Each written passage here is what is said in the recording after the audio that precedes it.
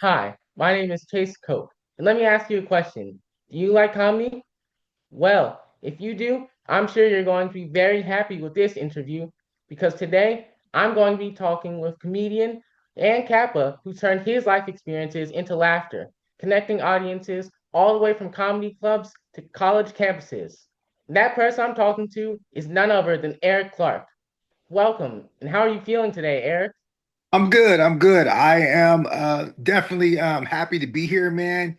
I'm a stand-up comic, but I also have a business too. So I'm just kind of getting off of from a project that I was doing today. But I'm happy to be here, man, talking to you. I'm proud to be affiliated with Kappa League, and when I was in 10th grade, like yourself, man. Um, I didn't even know anything about black fraternities and sororities, and I knew I wanted to go to college. So you are way ahead of the game. Well, that's a great origin story, and I'm ready to dive really deep into that as our conversation progresses. But Okay. let's kick it off with a light question. Who would you say is your favorite comedian and why? But you can't say yourself if that's going to be your answer. Um, hmm, I don't have a favorite comedian anymore. If you would have asked me that question when I first started, I had my favorites, but but some of the legends that kind of got me, I would just refer to that. The legends that inspired me was probably Bill Cosby and Richard Pryor. Those are really good choices. I like Bill Cosby. Do you like The Cosby Show? That's definitely one big thing I know him from. It's a pretty good Yeah, TV show. it's iconic. It's definitely iconic, man. And so I definitely pull a lot from Mr. Cosby. Yes. Well, that's a great choice. And now, for Captain Leaguers who are listening, can you share who Eric Clark is and what comedy means to you? Um, I was a college student, and you know what, Chase, I was not trying to do comedy. I kind of fell into it. And so what happened was I was graduating from college, and I was working for a high tech company called Hewlett Packard, and I was experiencing some racism on the job, and so I was just kind of frustrated. And I was looking for an outlet. I was looking for an outlet to express myself, and I found an open mic, and so I started just going to the open mic to relieve stress. And uh, as I went to the open mic, I started getting better and started really enjoying what I was doing. And then the next thing you know, I had a friend of mine that was putting together a step show, and they needed an MC, and that was my first paid gig, and I've been working ever since then. Wow, so let me ask, how, as your experience with the Kappas, I know you hosted the step show, and I'm sure that's very important to you. Over the course of your time being in the Kappas, has that helped grow your passion for comedy over that time? Well, I can say that the fraternity has definitely supported what I do, as far as not only coming to shows, but also a lot of the different chapters of Cap Alpha Psi have wanted to do comedy shows for fundraisers. So I've been kind of like a go-to person, especially here on the West Coast, of doing shows for our regional conferences for small chapters. And so plus, there's a lot of Kappas that are in the comedy business also. So I've definitely collaborated with some of those brothers. So I am uh, friends with a lot of brothers who are noops who are in the comedy business, and we have actually have toured together and put on shows. We put on shows called the Kappa Comedy Tour. Also, we put on shows called the Kappas of Comedy. So that included brothers from brother named Delay, Billy Sorrellis did a show with us one time. Joe Claire, I don't know if you know these names, but they are comics who've been around for many years. And so so the fraternity has been a addition or a plus to the business for me. Well, that's an amazing experience. What would you say that is your favorite part of doing stand-up comedy? I know it's given you release since before when you were working at a standard company, but over that time, is there anything else that you'd say is one of your favorite aspects of doing comedy? Being able to travel the world, being able to travel the world. I have went to let's see, one, two, three.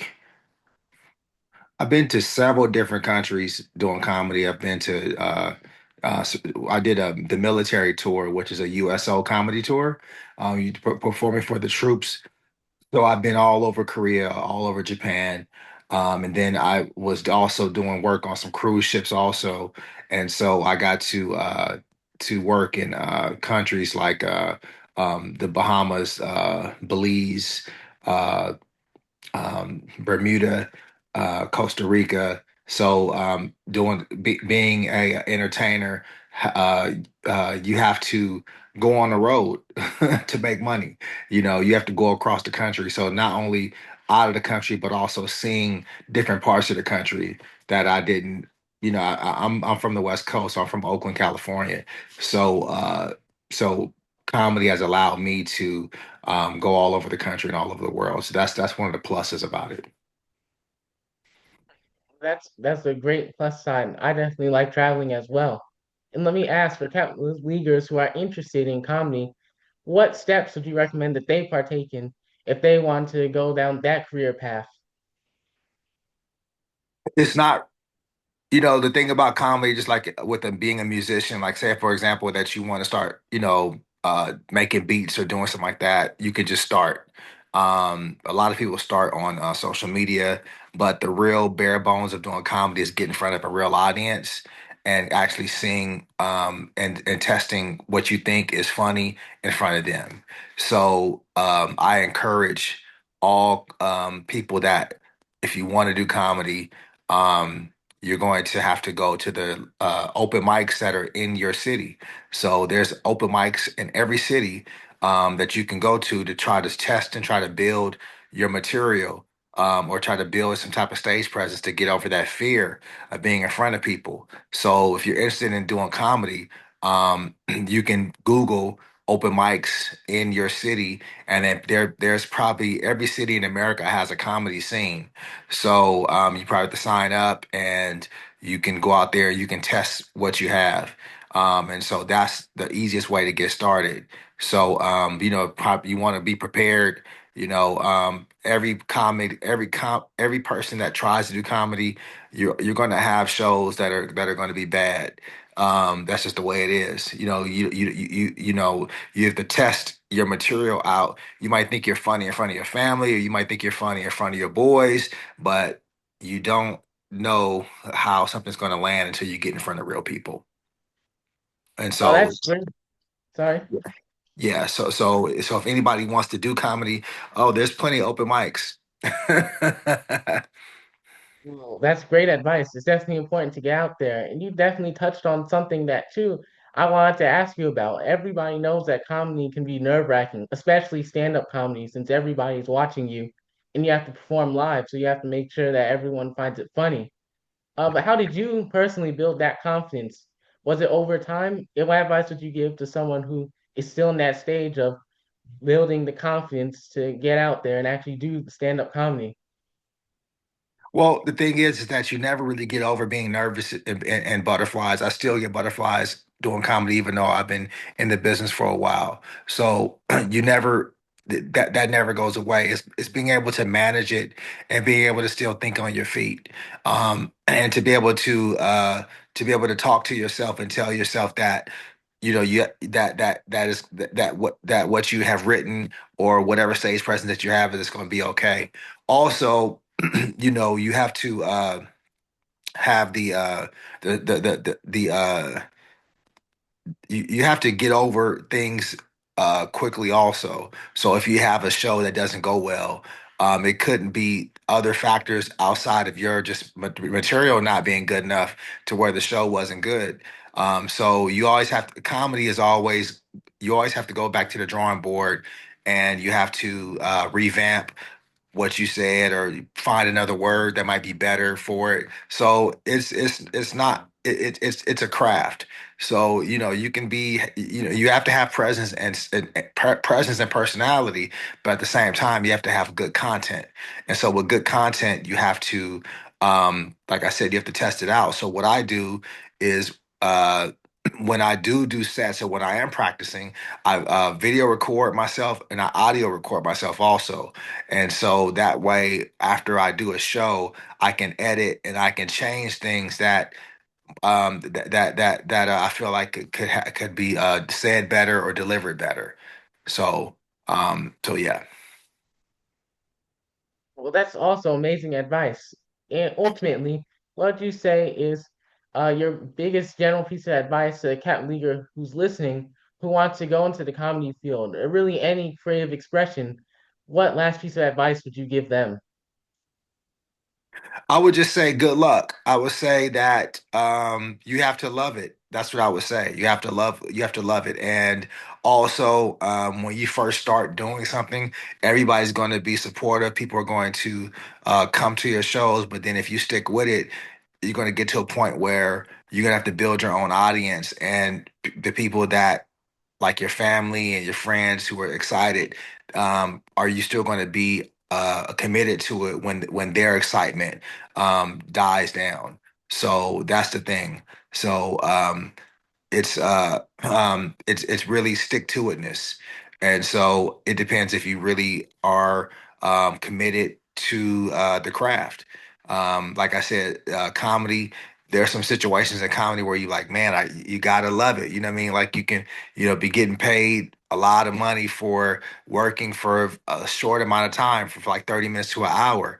But then at the same time, you can have a show where nobody shows up and then you still gotta love it. You know what I'm saying? So a business like comedy, there's a lot of highs and there's a lot of lows.